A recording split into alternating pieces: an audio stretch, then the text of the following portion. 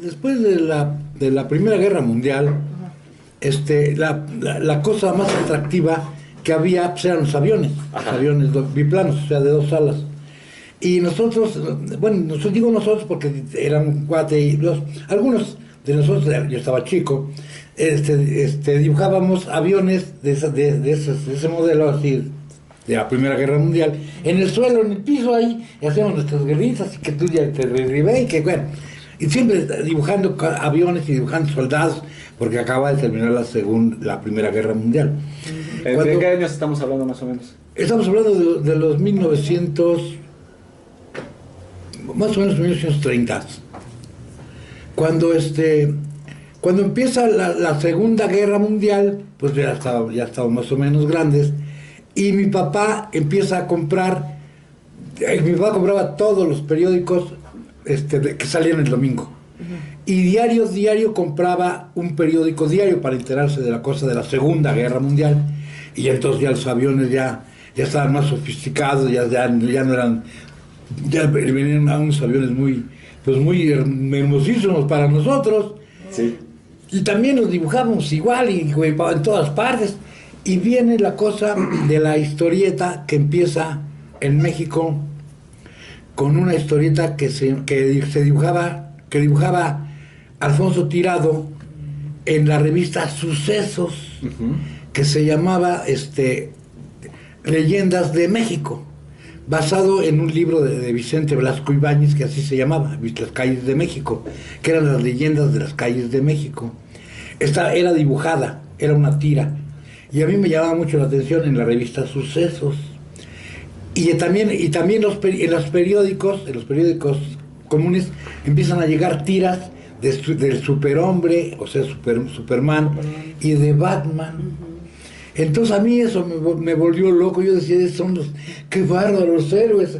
Bueno, era una cosa ya dimensional, lo que a mí me gustaba, los periódicos, y cortaba yo las tiras y las guardaba, y bueno, ya completamente loco por la historieta. Y mi papá y mi mamá pues me mandan a estudiar, pero yo me salgo de la escuela y me iba yo a los periódicos, y ahí yo era el traidor, o sea, el que traía todo, ve por esto.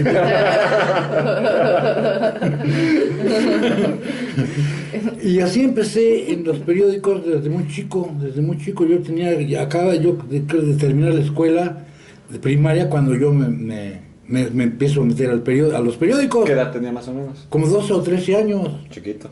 Sí, y mamá fuerza me quería meter, me metió en el Politécnico, Total, para no hacer el cuento largo, yo trato de estudiar dibujo en la Esmeralda, porque para entrar a la Academia de San Carlos estaba muy difícil y muy caro. Entonces yo me meto a estudiar a la Esmeralda. Donde antes, ahí estaba, en los tiempos de la colonia, ahí estaba el hospital de dementes de San Hipólito. Y en las noches, porque yo estudiaba en las noches, se oían gritos terroríficos.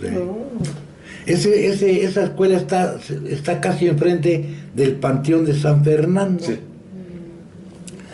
Y allí daba clases de dibujo Frida Kahlo, pero Frida Kahlo podía ser más o menos una pintora, pero el dibujante no era, Eso sí, no, siempre los dibujos estaban chuecos. Total, para no hacer el cuento largo, yo me salgo otra vez de ahí y me voy a trabajar a la historieta, porque ya la historieta empezaba ya a hacer ya no eran tiras de los periódicos, ya empezaba a hacer un cuadernito en las propio, con edición propia. Yo me acuerdo que empecé porque la historieta ya que empezó tirado con las cosas de tiras, o sea, tirado con las cosas de tiras, pero ya empezó a hacerse cuadernillo. Y yo me acuerdo que los primeros cuadernillos que yo veía como historieta ya, fue una historieta que se llamaba Adelaido el Conquistador, de Alfonso Ontiveros. Okay, ajá. Y me llamaba mucho la atención. Y después, por algunas, ya un poco más grande, trabajé mucho tiempo de traidor No trabajaba yo, ahí me daban una lana ahí pues, por ir más a hacer mandados. Y trabajé en el Nacional, y en el periódico El Nacional, y en el otro periódico que se llamaba el Diario de México. Ahí trabajé. E hice algunas caricaturas en aquel entonces en el Diario de México. En el Nacional no, en el Diario de México. Sí hice caricaturas. Estaba yo muy chico. Y sí hacía caricaturas políticas. Pero ya a mí me llamaba la atención la historieta, no tanto las caricaturas. Hacer caricaturas. Y por alguna circunstancia encuentro a un amigo que dice, oye, pues también tenía afición a la historieta, y dice, ¿qué crees que encontré dónde trabaja el señor Basoco, Joaquín Cervantes Basoco? Joaquín Cervantes Basoco hacía una historieta que se llamaba El Pirata Negro. Okay. Primero se llamaba Tirando a Gol, y después El Pirata Negro. Dice, vamos para ver si nos da chamba. Bueno, dice, juega, sí, vamos, cómo no. Y ahí vamos a verlo. Y sí, también de traidores. Pero empezamos ya a trabajar en un estudio de historieta donde se hacían tres historietas diferentes. Uno era Pies Planos, que lo hacía también Basoco, de un boxeador, Guama, el hijo de la luna, y el Tirando a Gol, el Pirata Negro. Entonces ahí empezamos nosotros empezamos a borrar cartones y a rayar cartones para que se hiciera la historieta. La historia se llaman cartones porque vienen en cartulina, se hacían los dibujos en cartulina y se llamaban ya dibujados, se llaman cartones, los cartones de dibujo, de historieta. Y así empiezo yo a incursionar en el fabuloso mundo de la historieta y empiezo a conocer a muchísimos dibujantes, casi todos los de la época los tuve yo la desgracia o la gracia de conocerlos. Privilegio. Ya entonces ya estaban varias revistas en circulación mexicanas, como era Cruz Diablo, una historieta que se llamaba El Dandy, lo que hacía Basoco, y otras historietas que se empezaron a hacer. Por ejemplo, había los periódicos, eran dos periódicos que se disputaban la cosa de hacer historietas. Uno era el de Ignacio Herrerías, que era el de novedades, que hacía una historieta que se llamaba El Chamaco Chico. Y el Pepín, la revista Pepín, que la hacía el otro lado, que era el coronel García Balseca, que hacían historieta. La historieta se hizo porque cuando la máquina de rotativa arranca, desperdicia mucho papel. Mientras arranca y mientras se pone ya en circulación para hacer el periódico, desperdicia gran cantidad de papel, y antes la tiraban, y entonces a alguien se le ocurrió hacer historietas con ese papel que estaba sobrando. Y lo hizo Herrerías con novedades, y el coronel García Balseca con el Pepín. El Pepín llegó a vender más de medio millón de ejemplares diario. Superó al periódico, pero rápido. Y el Chamaco Chico también llegó a vender más que el periódico Novedades. Vendían más las historietas, y agarró un auge terrible la historieta. Entonces empezaron a llegar o a hacerse dibujantes de historieta, muchos pintores y muchos dibujantes que después fueron muy famosos, como Rafael Baldassano y Freire y Audifred, hicieron historieta. Ellos eran autores y dibujantes de las historietas que hacían.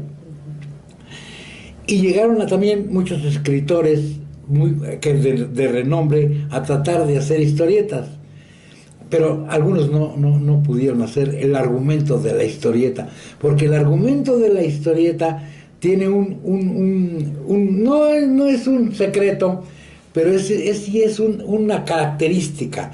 Para escribir argumentos de historieta hay que escribir con el menos texto posible, decir mucho con unas cuantas líneas de escritura. Y entonces empiezan a llegar, se hacían historietas o de chiste, de caricatura. Por ejemplo, Chupamir Cantinflas agarra la vestimenta de una tira que se llama Chupamirto. Es igualita a lo que vestía Cantinflas. Y hasta se parece el muñequito que hacía, no me acuerdo cómo se llamaba el dibujante, es igualito a la vestimenta que traía Cantinflas después. Y así muchas historietas se inspiraron a los actores, y sobre todo cómicos, porque por eso se llamaron cómics. Claro, ok. Y así en México también se llamaban cómics. En algunas partes, por ejemplo, en España no se llaman tebeos. Ajá. Y en Italia también, no me acuerdo cómo se llaman, se llama algo así como de niño, pero no me acuerdo cómo se llama. Y en Argentina se llaman penecas, o sea, pequeños, las historietas. Y se difundió terriblemente la cosa de la historieta, pues, casi por todo el mundo. Claro que los americanos, que siempre han llevado la delantera en todo y ven el negocio, ellos fueron los que empezaron a ser los famosos héroes de la historieta. Recuerdo que los primeros que empezaron fueron Batman y desde luego Superman. Son los dos primeros cómics que ya vinieron como cómic de la cosa americana, de la Unión Americana. Que llegaron a México. Que llegaron a México traducidos ya. Y ya después llegaron todos los demás. Tarzán era al principio, porque había antes de que llegara el cómic, había unas novelas que se llaman Weird Tales, o sea, cuentos fantásticos. Weird Tales. Que venían de historia, porque Tarzán es una obra literaria de Edgar Rice Burroughs. Pero era novela, no era ilustrada, era novela. Y a alguien se le ocurrió hacer la novela, empezarla a ilustrar como muñequitos, como historieta, y fue un pegue. Ya después hicieron las películas y todo. Y también la cosa ya estoy hablando ya de unos años más para acá, cuando Orson Welles crea pánico con la Guerra de los Mundos. Fue toda una crisis. Y no, pues todos andaban locos con la Guerra de los Mundos. Y entonces se hace una historieta basada en esas cosas de la ciencia ficción, que se llamó Flash Gordon. Y el mundo de Mongolia, que hablaba de viajes a otros planetas, y total que también fue un éxito rotundo. Y ya después empiezan a llegar las historietas románticas. Uno de ellos fue un dibujante que se llamaba Guillermo Marín, que dibujaba Cumbres de Ensueño. Muy romántico. Ella era muy romántica. Pero él era como el alma de Judas, el famoso Guillermo Marín. Porque yo no, pero sí de los que llegaron a trabajar, porque éramos los ayudantes, los que queríamos aprender a dibujar historietas, llegábamos como ayudantes, como gatos.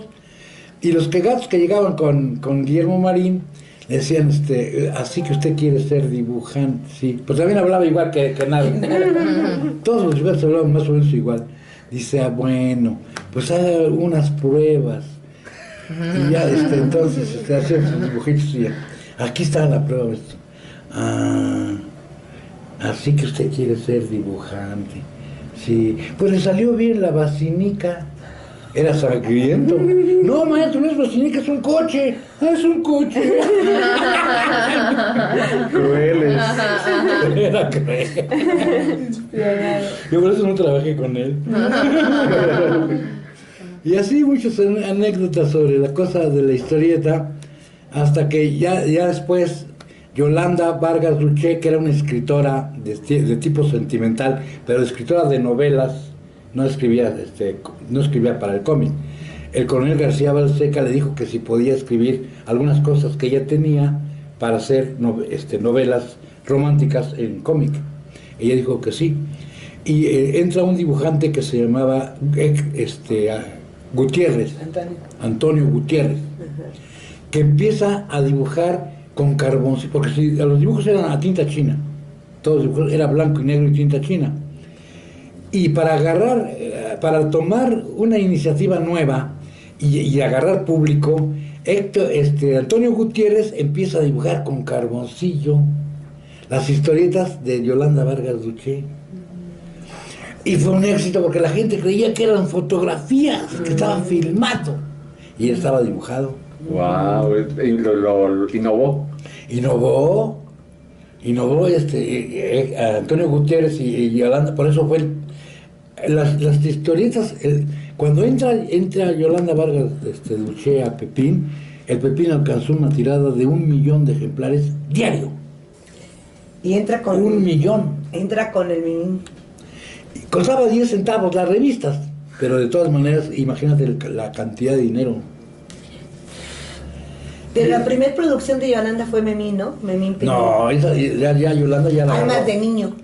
Almas de niño, no, pero Yolanda no fue esa su primera, pero no, ella dibujaba cosas románticas, como, porque estaba muy de moda las novelas románticas, pero no ilustradas, sino de escritas, ¿no? Ajá, nada más escritas, sí. Ella escribía eso, pero el coronel le dijo, puedes escribir no, las novelas que haces, pero más concretas, no con tanta texto, sino para historieta, y sí lo hizo. Lágrimas y risas. Lágrimas Pues se y llamó. risas. Pero en aquel entonces eran las historietas que tenía el Pepín. ¿En qué momento comenzó con, ¿cómo se llama? Rolando el Rabioso. Con Rolando el Rabioso, porque había en la cosa de novedades, había un que no era dibujante, sino él era el argumentista de una revista que se llamaba Rolando el Rabioso, aunque se publicaba en El Chamaco Chico. Y yo entro a ayudar al dibujante de Rolando el Rabioso, y conozco a Bolaños, al ingeniero Bolaños. Lo conozco y él me conoce y todo. Pero después, ya pasó mucho tiempo, y se acabó el Chamaco Chico, porque murió el Coronel José Reseca. No, Ignacio Herrerías murió, lo asesinaron. Y entonces el Chamaco Chico desapareció. Pero Rolando se quedó ahora sí que en el aire. Flotando. Años después que yo ya me hice dibujante, fui a ver, ya no estaban publicando el Rolando. Entonces fui a ver estaba yo pues no asociado, pero sí de amigo, de compañero, de lo que sea, de César Garduño. Y andábamos sin chamba, y un día le dijimos, oye, ¿por qué no vamos a ver a Bolaños? Y tratamos de hacer del Rolando el Rabioso una revista. A ver si encontramos financiamiento. Y sí, lo encontramos. Y entonces ya Rolando el Rabioso se hizo su revista ya sola, en particular, el Rolando el Rabioso.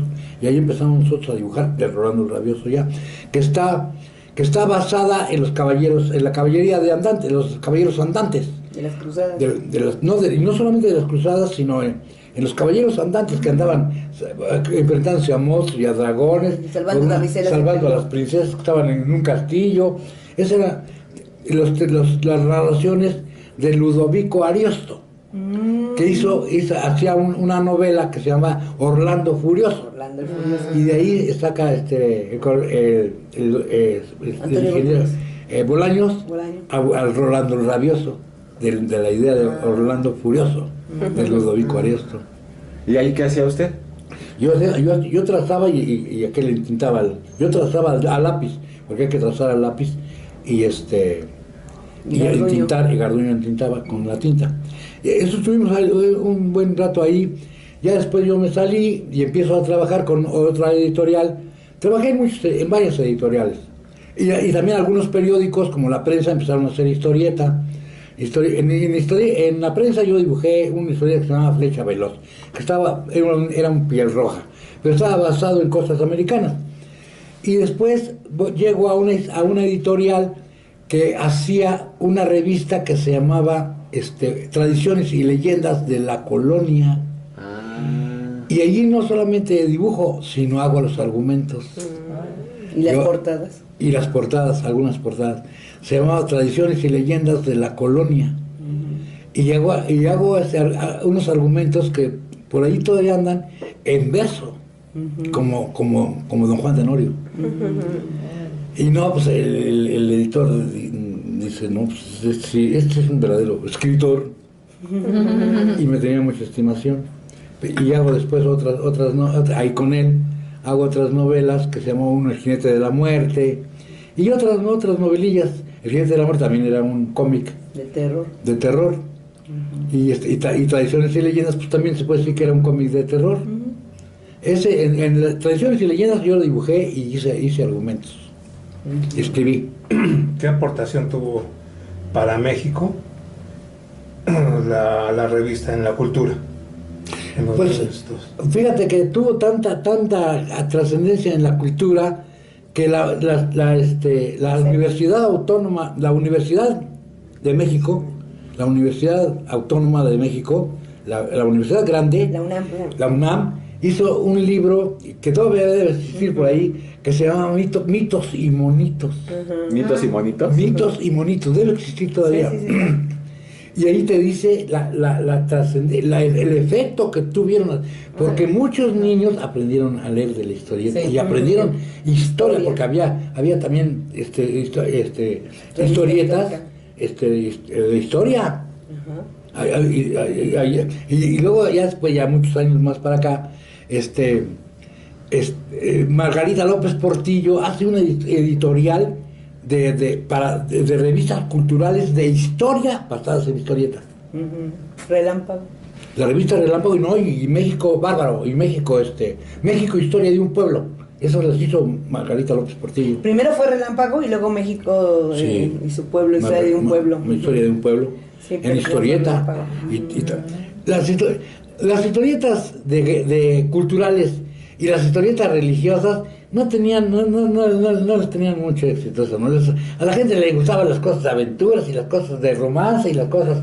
Es decir, las revistas que hicieron culturales, realmente culturales, aunque sí se vendían, pero no tuvieron nunca el éxito que tenía comparación que tenía con las revistas de aventuras o de misterio o de terror o lo que sea. Detectives. De detectives también. Se hicieron muchas historias. Policíaca. Muy revistas policíacas, sí.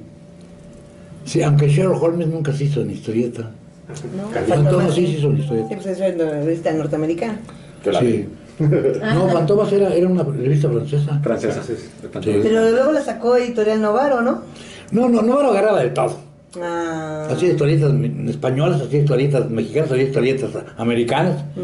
Ya después vino Walt Disney con sus cosas de Walt Disney empieza haciendo él. Todavía no tenía equipo en Estados Unidos, porque él siempre estuvo allá. No, Walt Disney empieza haciendo una tira para los periódicos que se llamaba El Ratón Tiripitas. Es Mickey Mouse. Por eso el Mickey Mouse es la representación de Walt Disney, porque con ese empezó haciendo El Ratón Tiripitas. Además él viene de Irlanda, es irlandés que llega a Estados Unidos. Y el golpe de Walt Disney es hacer, porque sí era un magnífico adaptador. Él adoptaba los cuentos de los hermanos Grimm para hacer películas. Los cuentos, las películas. Los Blancanieves, La Bella y la Bestia, La Cenicienta, La Bella Durmiente, son cuentos clásicos de los hermanos Grimm. Y de Stefan Zweig, por ejemplo, Gulliver es de Stefan Zweig. Y mucha gente se escandalizó un día cuando Walt Disney saca una revista, porque también hacía revistas y empezó a hacer películas. 3 años duró dibujando La Blancanieves. 3 años ya con el equipo. Oiga, y de los cómics en los que trabajó, ¿cuáles eran los que más le gustaban a ustedes? ¿A usted? ¿A mí? ¿Para hacerlos o para leerlos? Para leerlos. Que recomienda así que se puedan... Pues a mí los puedan buscar. Me gustaba mucho Rolando el Rabioso, pues es lo que yo hacía. Y también conozco, que me gustaba mucho, aunque yo no lo hice, es Los Super Sabios de Germán Butze. Es una revista científica, pero tiene mucho de científico, pero estaba hecha de muñequitos, de los muñecos que dibujaba Germán Butze. Esas dos revistas me gustaban, aunque yo no sé. ¿Era nacional los supersabios? Sí, era Germán Butze, era mexicano. Y luego ya hicieron los Burrón, que antes se llamaba En Tira, porque la hacía Gabriel Vargas, En Tira. En Tira en el periódico, ¿en qué periódico? No me acuerdo en qué periódico, en el Nacional, por cierto, el Nacional publicaba En Tira, en el Nacional, Gabriel Vargas, uno que se llamaba Vida de Perro. Ese es el inicio de la familia Burrón. Fíjate. Se llama Vida de Perro. Vida de perro. Y la sobre el monje loco que de radio pasa.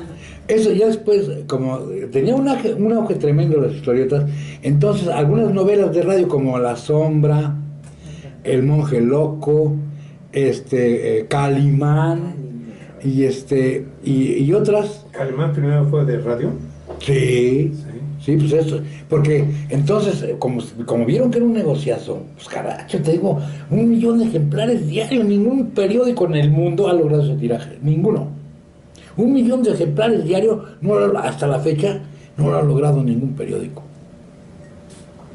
Era un negociazo. Entonces, el director de una radiodifusora RCN, creo que todavía existe o todavía ya no, él hacía las novelas de radio y quiso ganar dinero haciendo las novelas de radio en historieta, y empezó haciendo El Monje Loco. ¿Eso en qué años era, más o menos? Eso debe haber sido como en los años 50 o 50 y tantos, 55, 58, por ahí. Y también sí se pegó, sobre todo Calimán. Calimán también llegó a vender casi un millón de ejemplares diario. No, ese día era cada 8 días. Era semanal. No era diario, era semanal. Y ya después, ya años más acá, en novedades, hace una revista que se llama Chanoc, que era la historia de aventuras de un pescador allá en Acapulco, y en Acapulco, más que nada, que andaba nadando y luchaba con tiburones o con pescado, en fin. Y un día el director de esa revista llama a Carlitos Monsiváis, porque se quedó sin argumentista y le dijo, ¿podrás hacer esto? Y dice, no, ¿cómo no? Pues no pudo. Sí, ya después surgieron cantidad de historietas que se vendieron, pero ya muy personalizadas al estilo mexicano. Es decir, y aparte estaban llegando ya las revistas, llegó El Llanero Solitario, Batman, y otros héroes de la historieta, que sí eran de historieta, no sacaron de ninguna otra parte más que de la historieta, los crearon para historieta. Y ahorita a los jóvenes que están interesados como en hacer cómics y eso, tú hoy en día, ¿tú qué les dirías a los jóvenes? Que no se metan a hacer cómics. ¿Por qué? No, aparte de que es muy sacrificada, sufres mucho porque algunos editores lo toman a menos, es decir, o no te pagan o la hacen cansada con los cheques, sí, hay muchos rivales también, había, porque ahora ya ni hay historietas. Te hacen batallar mucho para cobrar. Okay. Es que la gente le da mucho coraje, les da envidia a los mismos editores. Porque la mayoría de editores de revistas de historietas no hacen ni una raya dibujada. Y les da coraje que tú dibujes. ¿Y si ellos pudieran ser sus propios editores con las tecnologías que hay y todo? Eso es lo que nosotros... bueno, pues sí. No, inclusive hay una agencia que te hace imprime tus historietas. Y él puede sacar 10, 20 mil. Ajá. Es que con las tecnologías ya es digital, entonces ya lo puedes, y la difusión también ya hacer historietas. ¿Y qué recomendación le darías entonces a los jóvenes que estén? Pues ¿qué recomendación puedo darles? Que se vuelvan editores de sus propias revistas. Ajá. Para ganar dinero.